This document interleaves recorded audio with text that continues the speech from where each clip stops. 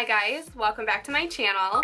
Today's video is going to be a quick rundown of the brand new Anastasia Beverly Hills Soft Glam eyeshadow palette. So if you want to hear my thoughts on this palette as well as the swatches of it, then just keep on watching.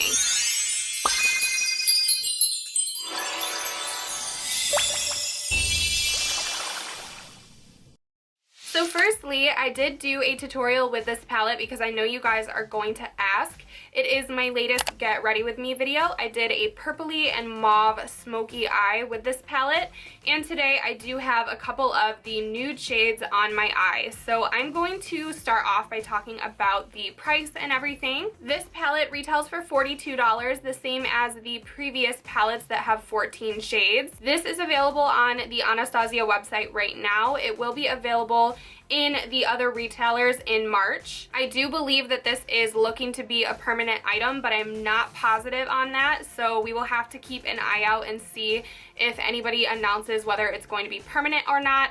I do believe I did see Claudia say that it will be permanent, but I'm not positive on that fact. So let me know down below what you have heard about that. The outer packaging is really pretty, very soft. It has the same velour packaging as the other palettes, the Prism, the Subculture, and the Modern Renaissance that I do have behind me for comparison. So this palette does have 14 shades. Some of them are repeats that are directly out of the Modern Renaissance palette. That is something to keep in mind. It also comes with the same dual-ended brush that I actually recommend trying and using because it's really good. It's not a crappy brush thrown into the palette. It's actually a very good, useful brush. So this palette actually has a majority of matte shades in it. It has 8 matte shades in here. The rest of them are shimmer and metallic. So this palette does give out very soft and very bridal-esque vibes to me. I, of course, have already jammed a fingernail into one of these shades, and I swatched the palette, so it's not looking its best right now. The palette swatched absolutely beautifully for me. I'm going to go ahead and insert the swatches so you guys can see what it looks like on my skin tone.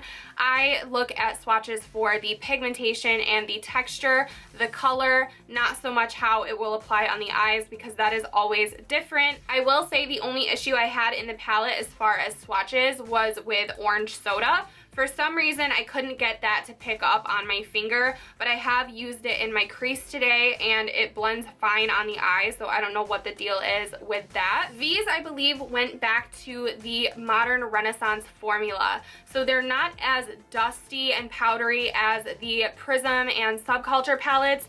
Those, I believe, were more along the line of a pressed pigment.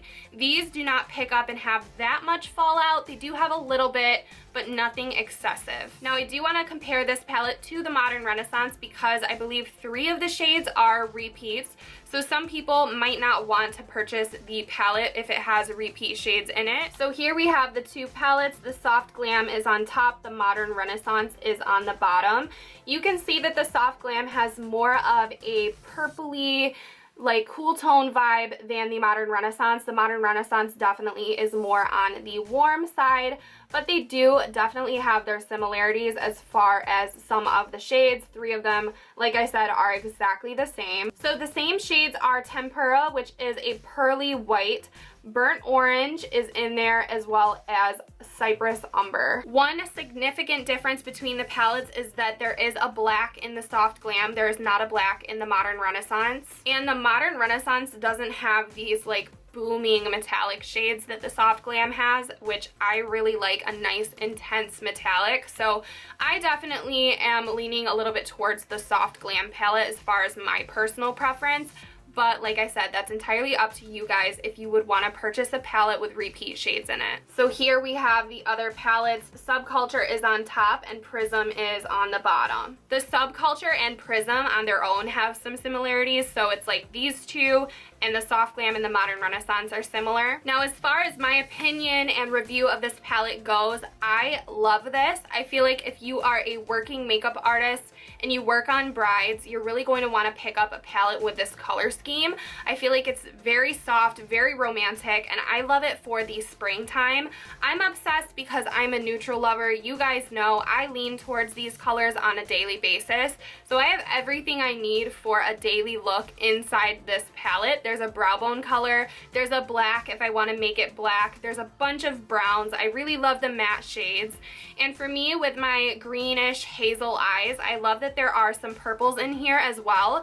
That's really going to make those eye colors stand out. And I love that there is a shimmering gold. So this really has a lot of my favorite colors in it. So I want to show you guys on my fingertips 3 of my favorite colors out of the palette. So here they are. My middle finger is the shade Sultry that I used in my Get Ready With Me. It's a beautiful mauvey metallic. Then we have Bronze, which is actually more of a greenish gold color.